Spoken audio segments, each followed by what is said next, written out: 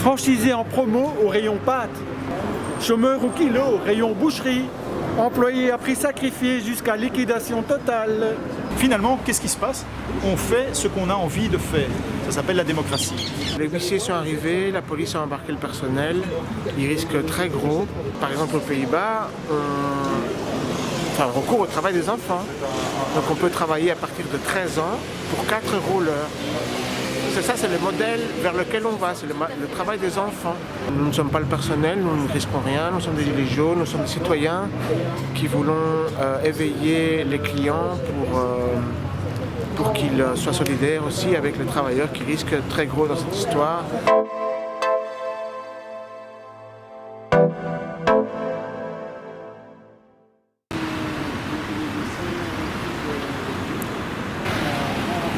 Il y a des gens qui pleurent, des gens qui sortent du magasin maintenant qui viennent de partir. Ces gens ils pleurent parce qu'ils ont votre âge, ils doivent encore nourrir une famille, on va leur empêcher leur droit, on va leur couper de tout ça. Ces gens ils pleurent. Et les capacités plus qu'intellectuelles. Négocier de très bonnes conditions de départ. Comme une... Je vais reprendre ton numéro.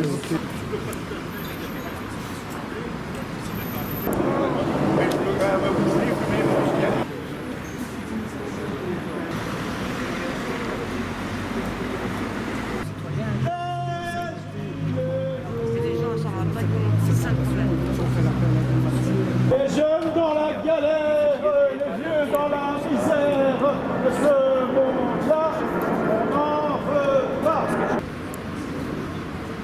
Qui je n'ai pas allé dans la... Bonjour, on est devant le Delhaize de Rodebeek. On venait soutenir le piquet ici à Delhaize. Malheureusement, les huissiers sont arrivés, la police a embarqué le personnel. Ils risquent très gros. Mais bon, nous ne sommes pas le personnel, nous ne risquons rien. Nous sommes des gilets jaunes, nous sommes des citoyens qui voulons éveiller les clients pour qu'ils soient solidaires aussi avec les travailleurs qui risquent très gros dans cette histoire. Et ce ne sont pas les travailleurs seulement qui risquent très gros, c'est tout un modèle de société qui bascule, qui est là depuis longtemps. Aux Pays-Bas, donc la proportion évidemment d'emplois précaires augmente beaucoup dans les magasins qui sont déjà franchisés, qui sont déjà dans des situations plus compliquées. Et à Montpellier, j'ai entendu ça l'autre jour, ils sont en train de faire une coopérative alimentaire. Donc en Europe, on est en train de prendre des mesures, les citoyens tout seuls, parce qu'il n'y a personne qui s'en occupe, sont en train de prendre des mesures pour ne pas avoir faim. C'est des dérives très graves, on appelle ça l'ubérisation de la société, hein, donc tous les petits boulots sans aucune couverture sociale, qui remplacent des vrais boulots, qui donnent des perspectives aux gens, une stabilité, une visibilité pour pouvoir fonder une famille. Maintenant, plus personne ne veut fonder une famille, plus personne ne veut avoir d'enfants. On vit chez le copain d'un tel et tout, on n'a plus de maison à soi. Ça devient la norme, ce n'est plus possible, on est en Europe. C'est le modèle social européen qui est en train d'être complètement vendangé, détruit par cette bande d'incapables qui nous gouvernent, qui ne savent même pas gérer notre économie. Et les Gilets jaunes, on est aussi ici sur le terrain pour essayer d'expliquer ça aux clients qui voudraient quand même venir dans le Delhaize consommer. Okay, merci Marcos. Je sais pas si vous voyez, mais les 3 indices qui arrivent, c'est révolutionnaire. Les travailleurs de Delhaize. Franchement, Delhaize là, c'est quand même caca.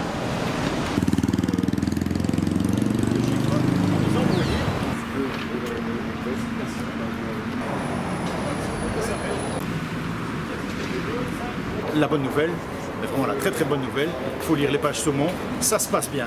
Carrefour fait des milliards, Delhaize fait des milliards, donc en fait les nouvelles sont bonnes. Il y a beaucoup d'argent dans ce pays, il y a beaucoup d'argent en Belgique, donc c'est une bonne nouvelle les gars, il y a beaucoup d'argent. Bon, simplement là, je vois vos poches assez vides là, il y a encore une capsule de bière, mais c'est tout ce qu'il y a. Voilà, donc il semblerait qu'il soit pas bien réparti. Alors ce problème de répartition, c'est une façon de faire. Et alors il y a ce qu'on appelle de l'obésité morbide. C'est-à-dire qu'un mec qui a 9 yachts, eh ben, on ne sait pas pourquoi, c'est quand même un peu bizarre, eh ben, il veut un 10e. Déjà le fait d'avoir 9 yachts, c'est un peu spécial si tu veux. Hein, les mecs qui ont 9 yachts, ils veulent un 10e. Donc ces gens sont très peu nombreux, très très carnassiers, très fous, et sont tellement avides de pognon qu'évidemment c'est eux qui l'ont, et une fois qu'ils ont du pognon, voilà. Et donc c'est exactement ça ce qui passe. Il y a plein de pognon, Deleuze ça rapporte plein de pognon, Carrefour ça rapporte plein de pognon, Josse ça rapporte plein de pognon. Simplement, ils sont prêts pour avoir encore un petit peu plus de pognon, un petit % en plus, à t'enlever tes droits, à te faire perdre ton boulot, à te faire suicider, à ce qu'il y ait un problème grave dans ta famille, à ce que ton fils devienne alcoolique, à ce qu'il y ait de la merde sociale, à ce que ce pays devienne le Bangladesh. Il n'y a aucun souci. Pour avoir un petit 0,01% en plus, ils sont prêts à faire ça. Alors tu vois, la population, il y a ce qu'on appelle la soumission à l'autorité. Donc les gens ont pris l'habitude de ne pas bouger. Ok, ben les gilets jaunes, c'est pas comme ça. Donc, petit message à nos frères humains, là. Si vous voulez prêter main forte, les gars, il n'y a pas de souci, ça peut se faire. Alors je vous explique, ici, qu'est-ce qu'on fait? On distribue un tout petit tract, très, très simple. Ça prend 2 heures sur la semaine, hein. On est ici 2 heures, voilà, on peut bosser, il n'y a pas de souci.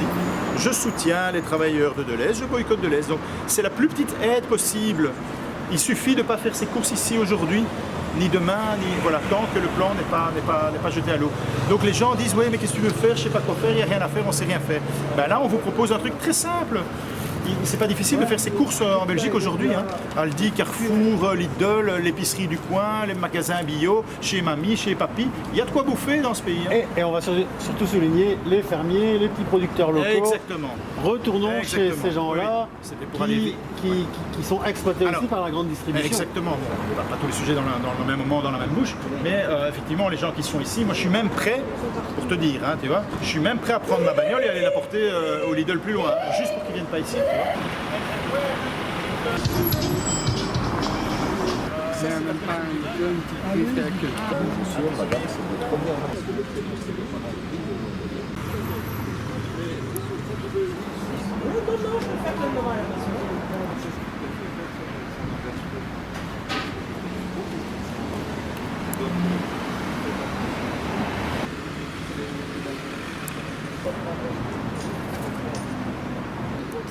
Jusqu'à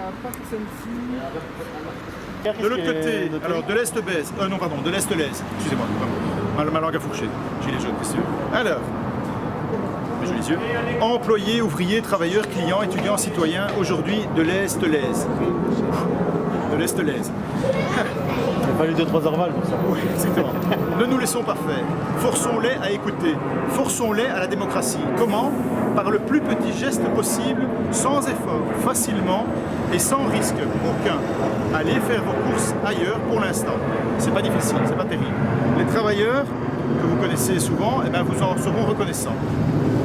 Alors jusqu'à quand? Ben, c'est simple, jusqu'à ce que Deleuze conserve le statut des magasins et du personnel aux conditions conquises. Le manque de revenus gigantesque consécutif à cette position ben, les y invitera immanquablement. Merci à vous alors de la considérer favorablement, signer les gilets jaunes. Donc ça veut dire ce que vous croyez être une petite actionnette à la con, 5 gilets jaunes devant un magasin, en réalité c'est assez efficace parce que finalement ça fait en sorte que ce grand machin est exempt. On attaque de tous les côtés, donc ils bloquent Zelig, nous on bloque pas les citoyens comme tu vois, mais enfin on les invite à y réfléchir et c'est ce qu'ils font. Et finalement, Pépette, ils voulaient parler Pépette, ils voulaient gagner 0,01% pour les actionnaires, et ben ils vont perdre une montagne. Et comme ces gens n'ont aucune fierté, n'ont aucun amour propre, ce ne sont pas des êtres humains normaux, quoi, hein, et bien ils ont une tirelire à la place du cœur, ils sont excessivement vénaux, cupides, et là comme par hasard, et ben, ils vont revenir à la table de négociation dans d'une autre manière. Et tout ça comment? Avec un petit gilet jaune, 2 heures, un petit samedi à distribuer un petit tract. Alors il faut quand même savoir, parce que les médias ont dit beaucoup de choses sur nous. Quand les gilets jaunes sont là, c'est la baston, c'est la machin. Bah ouais, tu parles ici, il n'y a que des grands-mères, des grands-pères, des gens gentils, à part toi, mais ça va venir. Mais écoute, les flics sont venus. Alors avec les grévistes, ils sont venus un petit peu méchamment, si on peut dire, enfin voilà, comme ils savent le faire, voilà. Moi je voudrais quand même dire que le flic c'est le bras armé du bourgmestre. Donc quand le flic intervient ici, c'est en réalité le bourgmestre qui a dit bon maintenant vous faites ça. Donc voilà, il faut le savoir aussi. Donc si on en veut aux flics, d'accord, mais alors il faut en vouloir au bourgmestre à part égale si ce n'est plus. Si le bourgmestre dit aux flics non ben ça va, comme à Excel, si le bourgmestre dit bon ça va vous temporiser, vous les laissez faire, eh bien les flics vont te laisser faire. Donc quand le flic intervient vilainement ici, c'est pas tellement Bien sûr, on peut lui en vouloir, bon, et il pourrait faire son boulot autrement, mais c'est surtout au bourgmestre qu'il faut en vouloir. C'est le politique qui décide cette affaire-là. Donc les flics sont arrivés, plus ou moins vilainement avec nos amis là, et puis nous on est arrivés, les gilets jaunes. On connaît un petit peu la police, figure-toi, donc on s'est présenté à eux. Et voilà, gilets jaunes, nous on vient distribuer des petits tracts, voilà, on est là pour 2 heures. Une question, monsieur, je peux vous être utile? Encore une question? Non? Bah écoutez, on y va, hein, bonne journée. Donc voilà. Et nous, quelque part, le fait qu'il y ait des flics, c'est bien. Quand on vient ici et qu'on prend langue avec un manager, ou que le manager appelle les flics, il se dit on va virer tous ces gens-là, mais nous on n'est pas virable, tu vois. On est virable que Manu Militari. Mais alors, Nico, Doc, c'est très très bien, parce que pour nous virer, c'est facile, c'est faisable, mais il faut quand même en amener quelques-uns. C'est pas 2 gars qui vont nous virer. Donc t'imagines ici 3-4 combis, les bazars, le machin, les sirènes, mais la petite rombière qui vient acheter son petit plat chinois là, son petit wok, elle rentre pas, hein. Elle rentre pas alors, hein. Et nous on peut revenir chez le manager. On dit, mais tu vois, moi je reviens quand tu veux ici. T'appelles les flics, tant mieux. Il n'y a plus personne qui va rentrer dans ton magasin. Bon, qu'est-ce qu'on fait? On discute. Tu vois? Donc les flics, ça c'est pas mal. Et puis les flics, c'est aussi l'occasion de leur dire, hein, il y a plusieurs manières de faire votre boulot. Hein. Il y a plusieurs manières de faire votre boulot. Un flic, il a toujours quand même la possibilité de juger. Hein. Est-ce qu'il y a vraiment un trouble à l'ordre public? Est-ce qu'il y a vraiment nécessité? Et donc dans son rapport qu'il va faire à la hiérarchie, qui va décider, il a son libre arbitre pour dire bon écoutez ça va ou ça va pas. Donc en fait il est possible de discuter avec le flic et dans des cas comme celui-ci, un petit peu tu vois l'inviter à considérer ça. Et puis s'ils ne le font pas, ben, tout est filmé, hein. J'en veux pour preuve ce qui se passe maintenant. Vous voulez intervenir vilainement la police? Faites, mais tout est filmé. Hein. Et donc nous, finalement, ici sur Bruxelles, sur des actions comme ça, ben, les policiers finalement sont partis. Voilà, donc ils vont repasser régulièrement, mais voilà. Donc finalement, qu'est-ce qui se passe? On fait ce qu'on a envie de faire. Ça s'appelle la démocratie. Et qu'est-ce qu'on a envie de faire? Tout casser, tout péter, tout brûler, tout naser non, j'ai un peu réfléchi, mais en fait non, voilà. Bon, donc qu'est-ce qu'on veut faire? Ben, la démocratie, quoi. Il n'est pas normal que, quelle que soit la décision qui est prise dans cette société, ce ne soit pas les gens qui l'ont décidé. Or, pour l'instant, ça ne se passe jamais comme ça.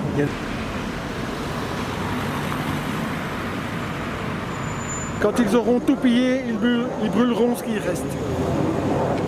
Parce que ce sera jamais assez. Franchisé en promo au rayon pâtes, chômeur au kilo au rayon boucherie, employé à prix sacrifié jusqu'à liquidation totale.